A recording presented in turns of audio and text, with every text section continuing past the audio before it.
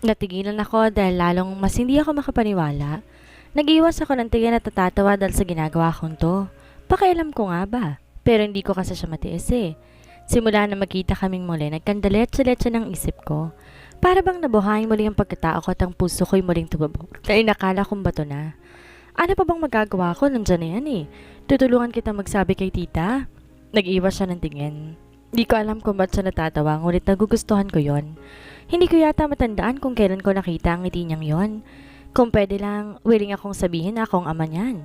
Natigilan siya habang namimilog ang mata nitong nakatingin sa akin. Abnormal ka ba? What the heck? Ikakasal ka na tapos sasabihin mo yan? Ano sa tingin mong iisipin nila sa akin? Umismid ako. I already told you I did not love Rika. Dahil lang naman sa kumpanya ni mommy kaya ako siya pakakasalan. But I'm planning to escape the wedding. Wala akong plano magpakasal sa kanya. Hindi mo dapat gawin yun. Di tama yun, Asher. Much better if you call me Asher again. Kesa tinatawag mo akong abnormal.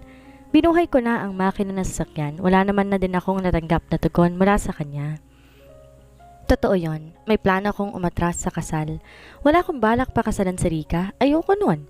Alam ko rin hindi yun gusto ni Rika pero wala lang siyang magawa dahil nga hindi niya nais biguin ang mga magulang niya. Kaya ngayon, ako na mismo ang gagawa ng paraan.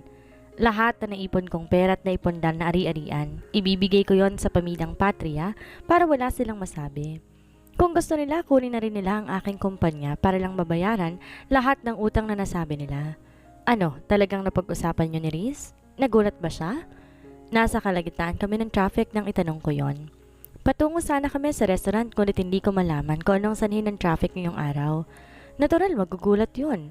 Nilingon ko siya dahil sa sagot niyang iyon. Nakatingin siya sa bintana at doon nakasandal ang kanyang ulo. Ano nang balak mo? Wala. Nangunot ang noo ko. Anong klaseng sagot yan? Huwag mo na lang akong tanungin. Naririndi na ako sa iyo eh. Natawa ko bago magpatuloy sa pagmamaneho. Sa wakas, medyo naging maluwag na ang daan kaya naman umusad ng muli ang sinasakyan naming kotse. Buntis ka. Dapat pinaghahandaan yan.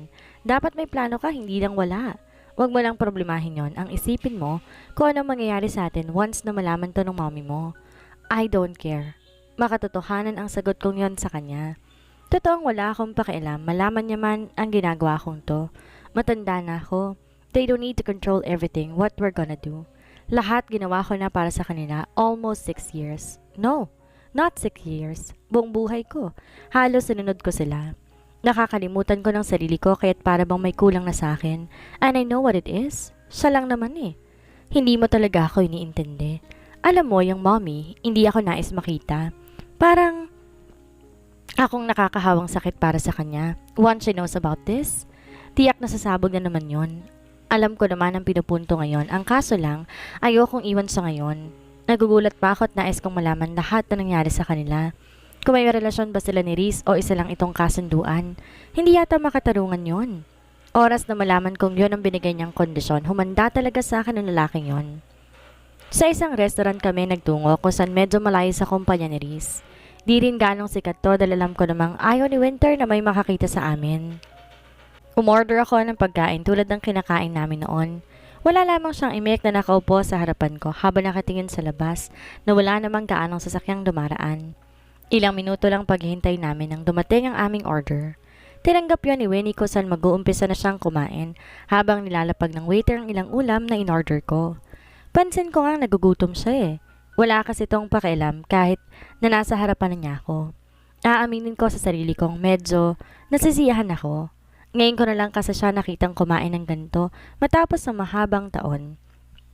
Parang kailan lamang iyon at napakabilis ng panahon. Kamusta ka naman? Natigilan siya sa tanong ko habang hinahalo ko ang pastang in-order ko. Di ko siya tiningnan pero alam kong nasa akin lang ngayon ang paningin niya. Buhay pa naman?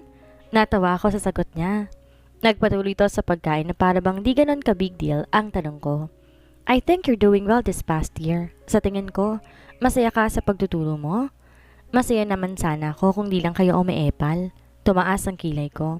What do you mean? Huminto siya kung saan umayos na ng upo sabay punas sa labi niya ng tissue. Tahimik lang naman ako doon. Kung hindi lang gigibain ng paaralan. Alam ko naman noon na magkikita kami. Ngunit wala akong magagawa dahil yun ang napili ng board nung nag-meeting kami. We are a big team on that project. Malaki kasi ang espasyo ng paaralang iyon at medyo nga luma na. And besides, that place is good for the establishments. Di kasi gaanong marami ang mall at store doon, kaya yon ang napiling lugar para magtayo ng ilang gusali. Kung ako lang din ang masusunod, hindi ko pipiliin ang paaralang iyon. I know that school is important to you. Alam kong doon mo pinangarap magturo, kaya naiintindihan kita.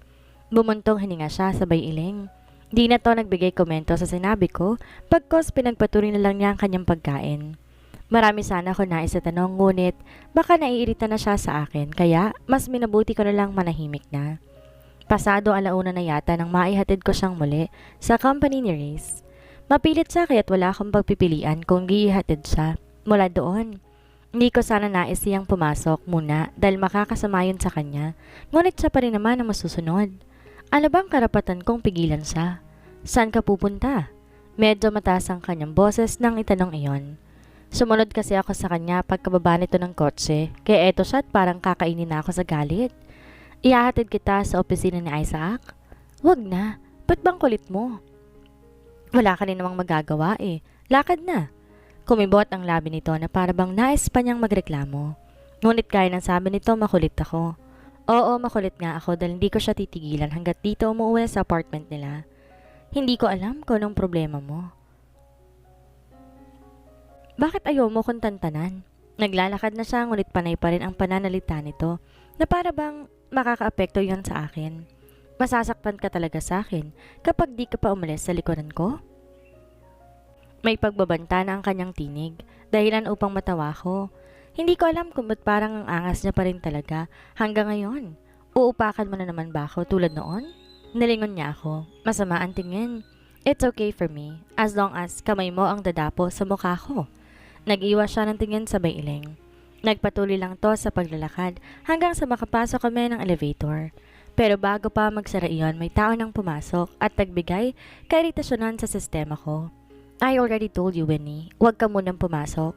Yun ang sinabi ni Isaac na siyang naging sanhi upang umikot ang mata ko. Ayos lang naman. Nag-usap na ba kayo? Yes, but she's easing me many times. Ang harap niyang kausap. Ako nang bahala sa kanya pagka-uwi ko. Yeah, just give me an update. Yun ay tulok ang obigay nito para sa mga bata. Ako nang bahala dun. Habang nasa gilid ako, hindi ko malaman kung ba't naiisip ko na suntukin ng lalaking to. Pakiramdam ko, naisahan si Winnie. Dahil lamang sa lupa, humanda talaga sa akin ang gago na tumamaya. Winnie's POV. Gaya ng nais ni Asher na ihatid ako sa opisina ni Reese. Yun nga ang nangyari, ngunit hindi ito nagkaroon ng imik pa. Nais ko sana ipaliwanag sa kanya na hindi sa akin ang pregnancy nakita nito, ngunit inisip ko rin na baka yun ang maging dahilan upang di na kami mag-usap pa. May kailangan ka pa ba? Di na napigilan ni Reese na itanong iyon. Nasa loob pa rin kasi na opisina si Asher at mukhang kailangan pa siya na tiyako'y alam ko na. I want to talk to you. Nangunot ang noo ko sa sinagot niyang yon kay Reese. Alam kong walang ideya si Reese dahil hindi ko naman na nabanggit sa kanya na nakita ni Asher ang PT kanina. Maybe we can talk later. Marami pa akong gagawin. May hinahabol akong presentation mamaya. Di nagbigay imik si Asher sa pagtangging iyon ni Reese. Nag-iwas naman siya ng tingin bago bumuntong hininga. Alright, sa sunod na lang. Mas mabuting tayong dalawa na lang mag-usap, yung walang nakakarinig. Matapos nga niyang sabihin iyon, sumulyap siya sa akin na tila ba pinaparating na alam ko na ang tungkol sa nais niya. Ngunit wala na akong balak pang sabihin ng totoo. Ikakasal na rin naman siya. Kahit ano man ang sabihin nitong ayaw niyang makasal kay Rika, alam ko namang wala na siyang magagawa pa doon. Mauna na ako. Yun na ang huling sinabi niya bago siya tuluyang lumabas ng opisina. Di na rin naman nag-usisa pa si Reese dahil totoo na abala siya ngayon. Idagdag mo pang iniisip ito na si Grace at ang pinagbubuntis ito. Nang araw na yon, maaga siya ngayon. Pinauwi ni Reese dahil nais niyang samahan ko si Grace. Natukoy nito sa akin kaninang bumisita siya sa apartment para kausapin si Grace, ngunit hindi siya nito pinagbuksan ng pinto. Di pa sila nagkakausap hanggang ngayon nang ibinungad ko kay Grace pagka-uwi ko ng apartment. Ayoko pa munang makausap siya. Napabuntong hininga ako dahil sa sagot nito sa tanong ko. Alam ko namang di niya nais mabuntis, ngunit naririto nga ang bunga. Ano pa bang magagawa niya kundi tanggapin na lamang yon? Willing naman si Reese na ako'y ng bata. Ano Ano bang problema dun? Walang problema. Naiinis lang ako. Alam kong narito na, pero hindi pa rin ako makapaniwalang buntis ako. Napailing ako bago maupo sa tabi niya. Nakaupo to sa kanyang higa na talata na matamlay pa rin dahil sa kanyang pagbubuntis. Matatanggap mo rin yan, Grace. Kailangan mo muna magpakonsulta bago tayo umuwi ng probinsya. Umiling siya sa sinabi ko. Ayoko magkaroon ng record dito at saka pa, hindi pa alam ni tita. Baka pag nalaman niya to, sabihin niya agad kay papa. Mas okay naman yon, di ba? Para malaman nilang lagay mo. Kesa naman pag malaki ng tiyan mo, saka lang ako magpapaalam. Natatakot kasi ako sa magiging reaksyon nila. Siguradong magagalit sila sa akin dahil nga sa nangyaring to. Inawakan ko ang kamay nito bago ngumiti ng tipid. Hindi sila magagalit, Grace. Apo nila yan. Anak mo yan. Siguradong matatanggap nilang bata. Di siya nagbigay tugon sa sinabi nito, ngunit alam kong napaisip siya. Walang ina ang tatanggi sa bata, Grace. Nariyan na yan. Wala na silang magagawa pa kung ikagalit man nila na buntis ka. Nagbaba siya ng tingin na para bang napapaisip. Kalaunan bumuntong hininga siya bago kagatin ang kanyang labi. Naisip ko lang, paano ang bata? Wala naman kasing relasyon ni Riz. Nabuntis lang niya ako. Ipapakilala ni Riz ang sarili niya bilang ama sa bata. Magsama man kayo o hindi, siya pa rin ang ama ng anak mo. Huwag mo na munang isipin yon. Sa ngayon, isipin muna natin kung saan tayo magpapakonsulta. Muli, bumuntong hininga siya bago tumango. Nakumbinsi ko siyang magpakonsulta, ngunit wala na sa mga oras na yon. Lumipas pa ang kinabukasan bago kami naghanda sa paglisan. Tumawag pa sa akin si Riz at nagtatanong kung ano ka pa ang lagay ni Grace. Nasabi ko sa kanya ang balak namin, kaya agaran siya nagbigay ng suhestyon kung saang klinik kami magtutungo. Inaasahan na namin ng driver ni Riz na ibababa na naghihintay sa amin dahil alam ko naman na uutusan iyon ni Riz sa pagmamaneho ko. Ngunit imbes na ang driver ni Riz ang makita namin sa labas ng apartment, si Asher siyang naroon, nakasandal sa kanyang kotse habang naghihintay. Na makita kami nito, umayos siya ng tayo, ngunit di nagbigay ngiti sa amin. Anong ginagawa mo dito? Magpapacheck up ka ba ngayon? Nangunot ang noo ko dahil hindi ako nito sinagot sa aking tanong. Bagkos siya pang nagtanong na halatang di talaga makalimutan ang nangyari kahapon. Pinaalis ko ng driver ni Riz. I told him that I'm going to be your driver today. Napabuntong hininga ko bago nag-iwas ang tingin. Di ko malaman kung bakit ay ginagawa tong bigla ni Asher. Noong nakaraang buwan lamang kay sama niya ko magsalita sa akin, tinawag niya pa ako mapagmanipula na tumatak sa aking isipan. Hindi mo naman kailangan gawin to, Asher. Alam mo naman ang iniiwasan ko. Imbes na sumagot siya sa sinabi ko, pinagbuksan niya kami ng pinto at walang balak pinakinggan ang hinaing ko. Let's go. Habang maaga pa? Hindi magandang ideya ito. Umalis ka na? Kaya namang umalis mag-isa na hindi kinakailangan ng tulong mo. Hindi siya nagbigay imik sa inusal kong yon. Ngunit, tinig ko ang pagbuntong hininga ni Grace habang siya'y naiiling. Tara na, wala namang problema sa akin to eh. Naunang sumakay si Grace habang nakamang akong nakatayo. Di man lang ako dinamayin sa pagtanggi ko. Umiiwas lang naman ako sa gulo dahil sa oras na malaman to ng mommy niya, tiyak na magugulong muli ang buhay ko. Dahil nasa loob na si Grace at nakaupo na sa backseat, no choice ako kundi pumasok na lamang. Di naman na din nagbigay imik si Philip dahil dumiretso na rin to sa kanyang pwesto. Nasabi ni Grace ang address kung saan klinik kami pupunta. Wala akong balak kausapin si Asher dahil hindi ako komportable sa ginagawa niya. Ang binibigyang pansin ko lamang ngayon ay ang kasama kong buntis. Halos kalahating oras ang biyahe nang marating namin ang nasabing klinik. Mauna na akong bumaba bago ko nalayan si Grace sa paglabas. Nauna na kami sa loob habang si Asher nakasunod sa amin. Dahil maaga kami 2 beses at babaeng buntis pa lang naabutan namin, kaya pangatlo kami sa listahan na naghihintay. Di naman nagtagal ang paghihintay namin dahil mabilis lamang natapos ang 2. Pumasok kami ni Grace sa isang silid matapos matawag ang pangalan niya. Naiwan naman na si Asher na tila abala sa kanyang cellphone. Hindi ko alam kung wala ba siyang pagkakabalahan ngayon. Ngunit alam kong abala ang mga taong kinasal sa darating na preparasyon. Kamusta ang pakiramdam mo? May morning sickness ka? Diyon ang natanong ng doktora matapos kunin ang record ni Grace. Tumango ito dahil kada umaga naman nagsusuka siya. Kahit may maamoy lang tong hindi niya nagustuhan, bigla na rin tong naduduwal. Araw-araw po masama ang pakiramdam ko. Normal lamang po ba to? Tumango ang doktora sa tanong niyang iyon. Normal lang yan sa first trimester. Umaabot yun hanggang 3 buwan ng pagbubuntis mo. Depende yun sa iyong paglilihi. Pero bibigyan kita ng vitamins para lumakas ka. Tumango si Grace sa sinabi niyang iyon. Marami pa tong sinabi tungkol sa mga bawal na pagkain, mga sa mga dapat na hindi niya gawin habang nag-uusap sila. Biglang bumukas ang pinto ko sa niluwa nito si Asher. Tumaas ang kilay ko dahil sa ginawa niyang yon. Nilitian lang din naman na siya ng doktora na para bang alam niya agad na kasama namin ang lalaking to. Mahiga ka muna doon. I'm going to check on your baby. Bala ko sana alalayan si Grace, ngunit itong si Asher lumapit sa akin. Hinawakan niya ako dahilan para samaan ko siya ng tingin. Nagtataka siya sa akin na para bang nagkamali to sa kanyang ginawa, pero totoo naman. Lahat ng iniisip at inaakala niya mali.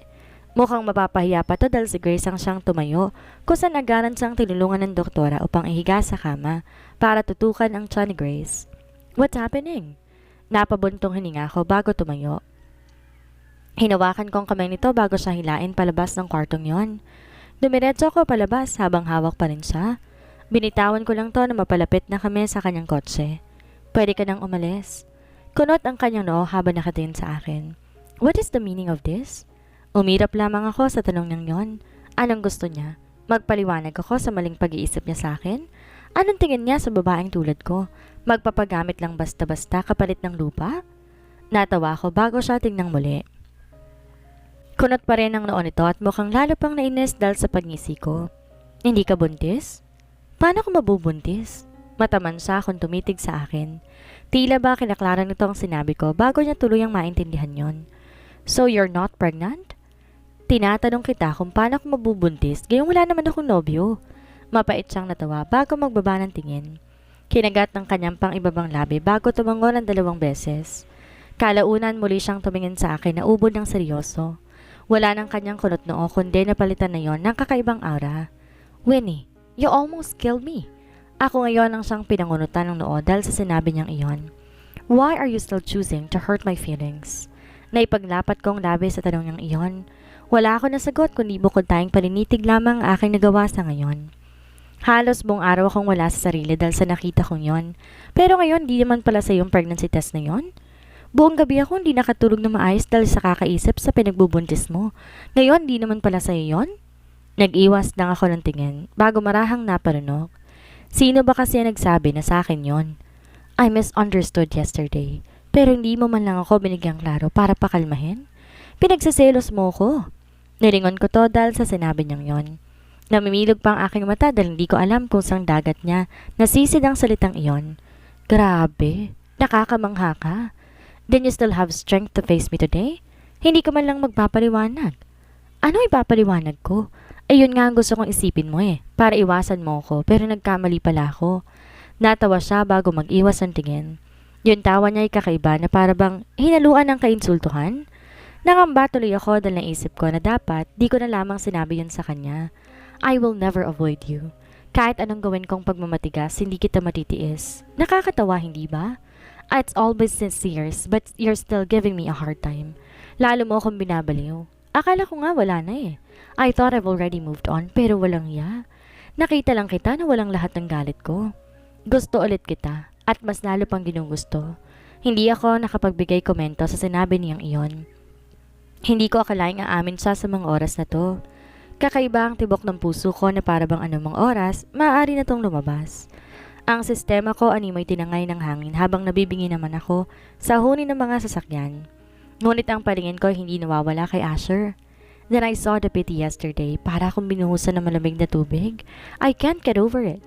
Hindi yan maalis sa isip ko tapos di naman pala totoo. Natawa siyang muli bago lumihis ang tingin. Hinagod niya ang kanyang buhok bago humakbang 1 beses. Dahil sa ginawa niyang yon umatras ako ngunit umangat ang kanyang paningin sa akin. Sa ginawa kong yon, hinuli lang niya ang kamay ko kung saan mabilis niyang hinila at isinandal sa pintuan ng kotse niya. Alam mo ba ang ginagawa sa tulad mong matigas ang ulo? Napanunok ako habang pilit sinasagka ang kanyang katawan papalapit sa akin. Ngunit malakas siya dahil nagawa nitong hawakan ng 2 kong kamay na humarang sa balikat niya. You can't escape me this time. You are mine. Just put that on your mind. Bitawan mo nga ako? Nakangisi siya bago umiling. I am not finished yet. Nangunot ang noo ko dahil sa sinabi niyang iyon. Di na rin nasundan pa ang sinabi niyang iyon dahil biglaan na lamang niyang akong hinalikan. Halos manlaki ang mata ko dahil sa ginawa niyang yon.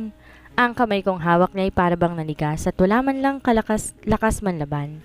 Ang dalawang tuhod ko halos manlambot dahil sa biglaang ginawa niyang yon. Hindi rin yun nagtagal dahil kusa siyang humiwalay na hindi nawawala na kapaskil ng ngisi sa kanyang labi. Tandaan mo, ako lang ang bubuntis sa'yo. Ako lang. Winnie's POV. Tulala ako sa aming silid habang may sinasabi si Grace ukol sa pinaliwanag ng OB niya kanina matapos ang check-up. Marami man siyang sinasabi ngayon ngunit ang isip ko'y lumilipad sa kung saan. Hindi ko kasi makalimutan ang ginawa sa akin ni Philip kanina. Para bang hanggang ngayon naramdaman ko pa rin ang labi niya na nakadampi sa akin. Lahat ng katinoan ko tila ba tinatangay ngayon sa aking katawan. Ultimo diwa ko natutulog na para bang walang nais ibang isipin kundi lamang yon. Nakikinig ka ba sa sinasabi ko, Winnie?